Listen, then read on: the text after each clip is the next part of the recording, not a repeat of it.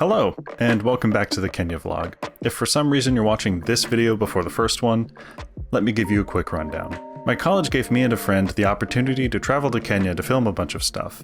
We brought a Blackmagic 6K camera with us, and I also brought a handful of film cameras. In the last episode, we got some mind-boggling footage and photos on a safari, and also visited a local all-women employed business. And now, going into the 8th day of the trip, we are venturing into the city to see what life in Nairobi is really like. Okay, so that was the last day of conferences. Hooray! I made it! We are going to go to Kabete now. We're waiting for a bus at 12:30. It's 12:10 right now. And we're going to be filming some interviews, some students, some B-roll. Hopefully going to get some film pictures of the school and the people there. It's going to be a good time, I think. I hope.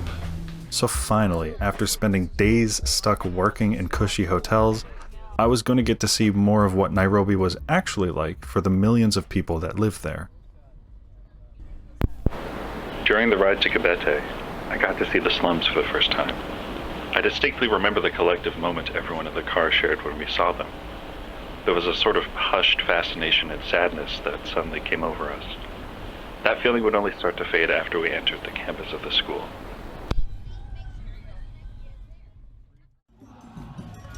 The welcoming that we got when we arrived at the school was honestly insane. We were paraded around the school's campus by a group of dancing students, and the sheer force and energy that they displayed was astounding.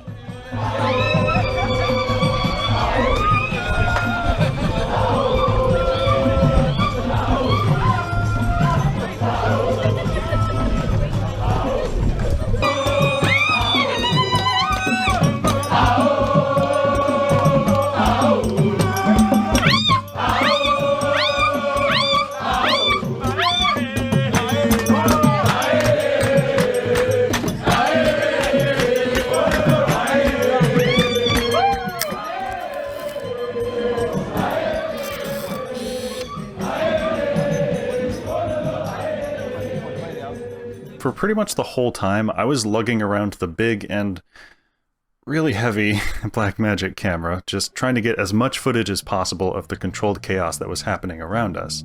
So most of the footage that you're seeing now is stuff that Nora shot with her phone.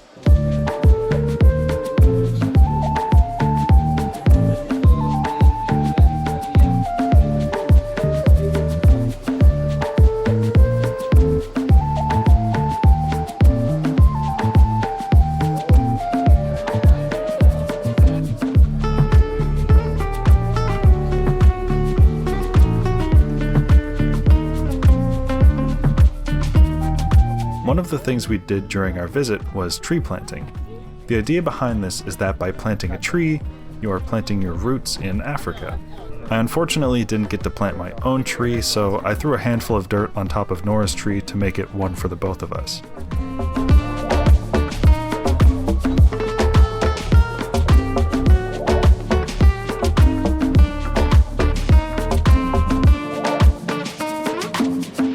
The activity eventually moved into a single building, and the energy settled down a bit. I took the opportunity to snap a few film photos of the campus.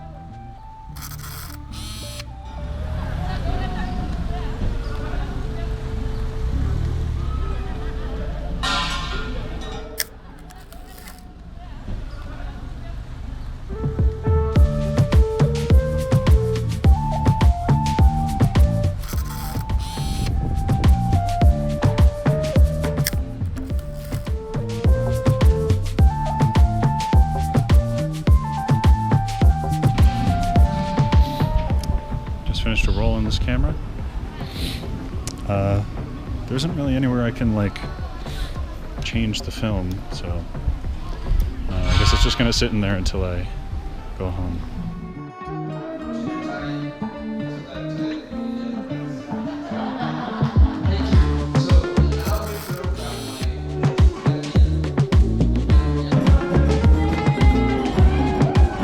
Eventually, it came time for us to head back to the hotel. We said our goodbyes for now and drove back the way we came, past the slums and back to the tribe.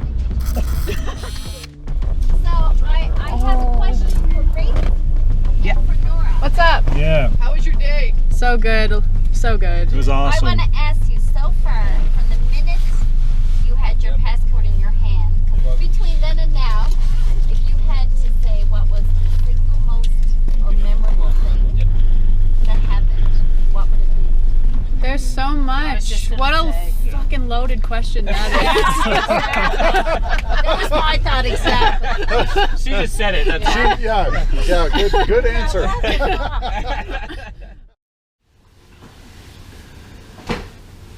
So, Kabete. That was pretty awesome. That was such... I don't even think I've... Yeah, no. I don't think I know that I haven't like processed the experience yet. Kabete has a journalism class, and all of the journalism students were there like with us with their own cameras recording stuff and taking pictures. And a couple of them like periodically like kept coming up to me and like asking questions about the camera, and I was like showing them, and it was just like, it was so cool. And like the guys that in that class seemed so cool. Me and Nora got to plant a tree. Really, she planted it, and then I threw dirt on top of it with my hands because I was just like, oh my god, I was out of it.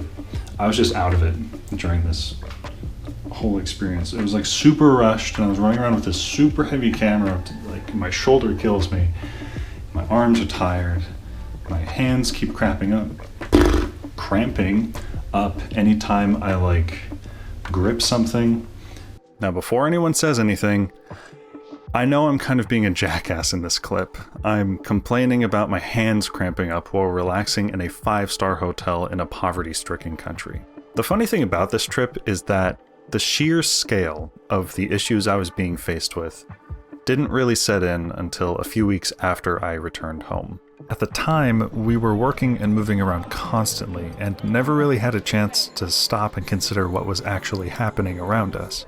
Unfortunately, all I really cared about was how exhausted I felt. Anyway, after getting an hour to myself in the hotel, I went out to a really good Thai place for dinner with my entourage, and then we all retired to our rooms for the night. The following day, we hopped back into the car and returned to Kabete to film more footage and a few interviews with students and staff. Again, most of what I shot was on the Blackmagic camera, so here's a quick montage of some of the stuff I got.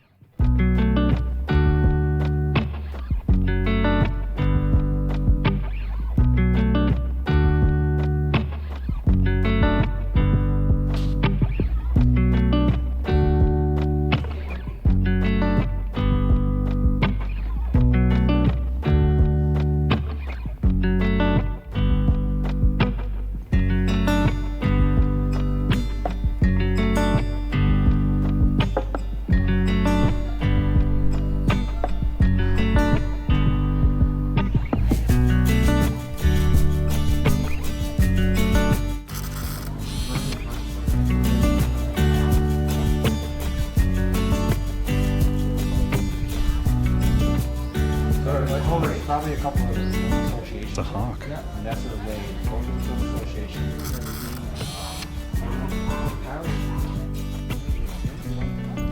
Once we had everything we needed, we said our goodbyes to Kabete, this time for good. Before we left though, we decided to give the journalism students a parting gift. A slate. Also known as a clapperboard, if you want to call it that. For those of you that don't know, the purpose of this thing is to synchronize audio with video. It's also used as a sort of visual label to the footage you capture so that you know what scene and what take you're recording. It's an essential piece of filmmaking equipment, so it felt fitting to give one to the school. So it's Thursday. This is the final night I'm spending in Nairobi. I don't really have any big emotional breakthroughs to share like I did when I went on the Jordan trip.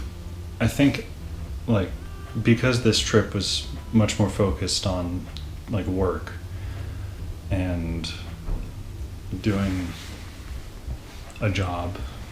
I just said the same thing twice. It doesn't feel like I've really absorbed the culture very much. And it doesn't feel like I've had a lot of opportunities to really do that. I have mostly just been surrounded by business people. At least that's what it feels like. And it feels very... I don't know.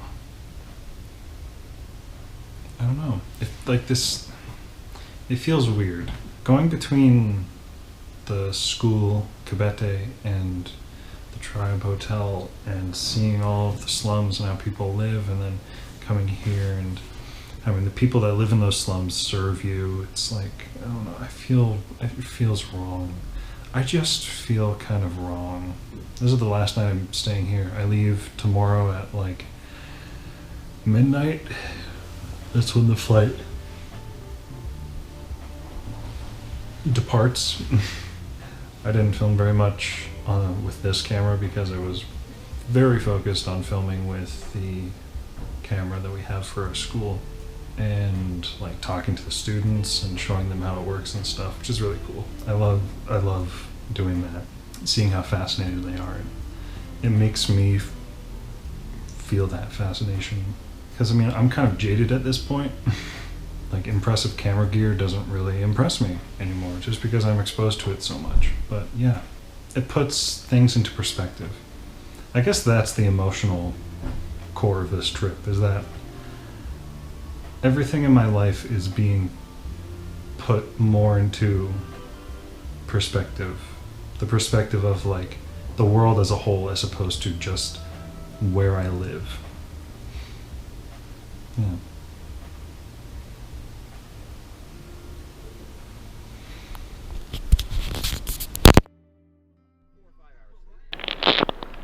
On the last night, we went to a rooftop club downtown for a celebration meal. I got a steak, drank some wine, and watched a bunch of my travel companions dance on the dance floor.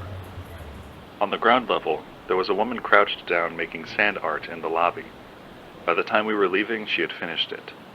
Happy Diwali. Looking back on it now, it makes me think about faith. I'm reminded of a church I saw in the slums, one that blended in as just another shanty building.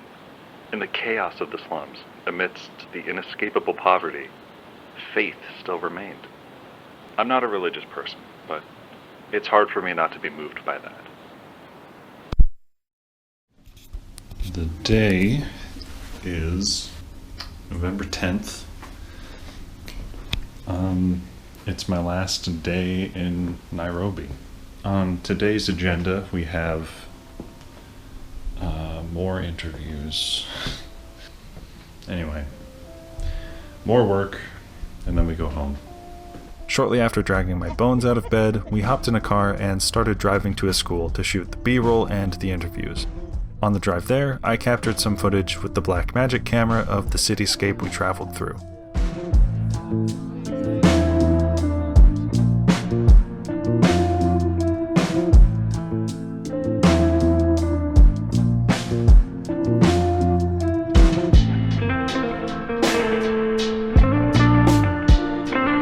As it turns out, the school we were going to was located right in the middle of a slum that we would have to drive through to get to it. At one point, we actually got a little lost in the slum and couldn't find a way to drive to the school. Stuck in a slum. Yeah, take her back.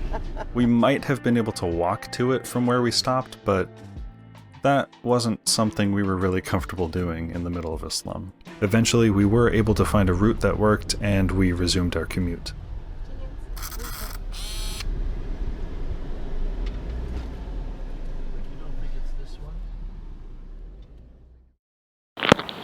The primary school we went to in the slum was inside of a gated perimeter. Once we entered, the contrast was honestly unbelievable. We stepped out onto a well-maintained brick roads, surrounded by sturdy buildings and lush trees. There was a feeling of luxury to the place that almost made you forget where you were, until you peeked out over the fence and saw the sprawl of short, rusty sheet metal buildings.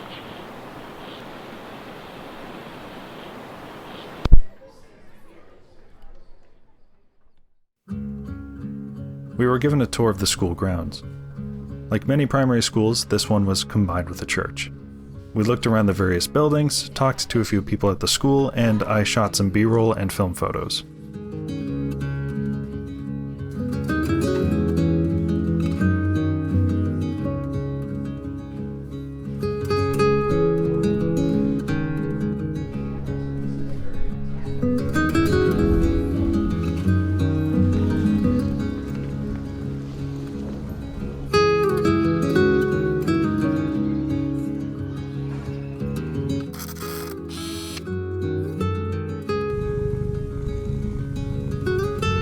The interviews we conducted were with a team of doctors from Broken Earth, an international medical relief organization that was started here in Canada.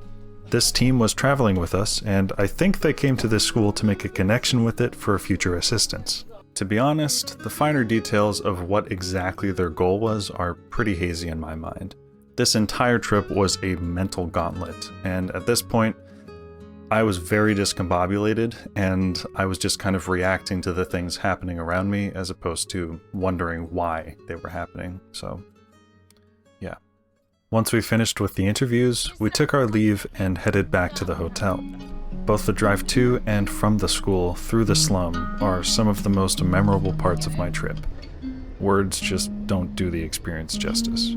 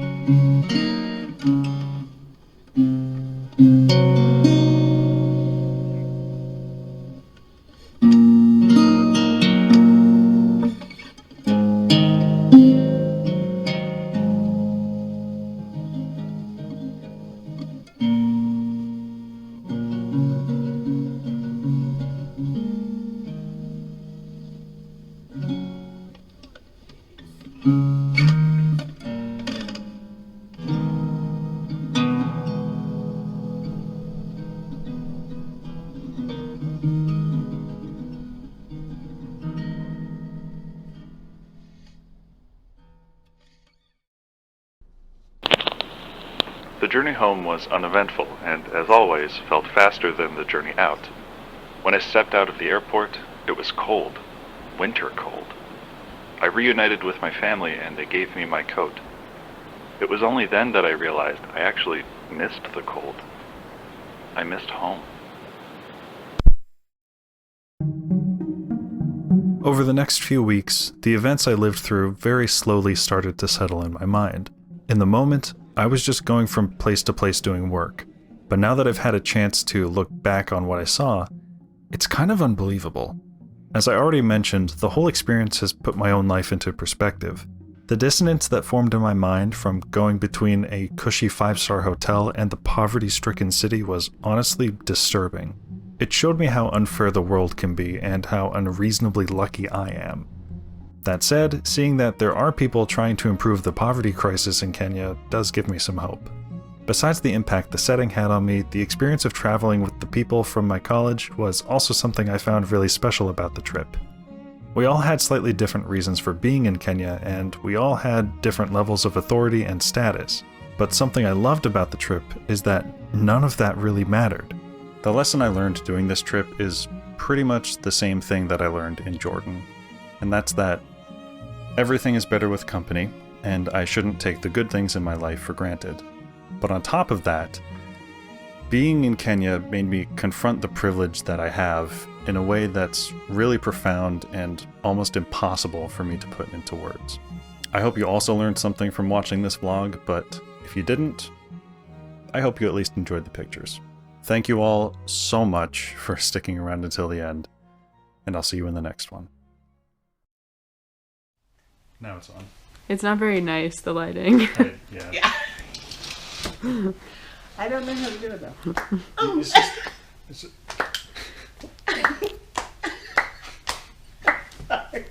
There's no sense of this though. You make contact with the Oh. tips of the fingers first and you roll up. I